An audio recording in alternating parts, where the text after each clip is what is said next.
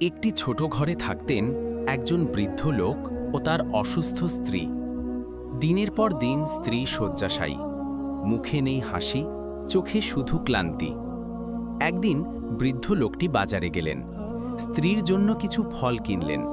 ভাবলেন হয়তো এতে একটু শক্তি পাবে। ফেরার পথে একজন ক্ষুধার্ত ভিক্ষুক এসে বলল, বাবা, আল্লাহর নামে কিছু দাও। বৃদ্ধ লোকটি থমকে গেলেন।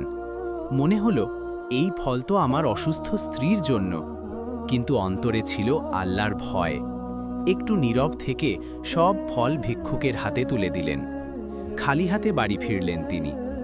ঘরে ঢুকে দেখলেন স্ত্রী উঠে বসে আছেন, মুখে প্রশান্তির হাসি। তিনি বললেন, হঠাৎ করেই খুব ভালো লাগছে। বৃদ্ধ লোকটি বুঝে গেলেন এটা ওষুধ নয়, এটা দানের বরকত। আল্লাহ যাকে চান তাকে এভাবেই পুরস্কৃত করেন।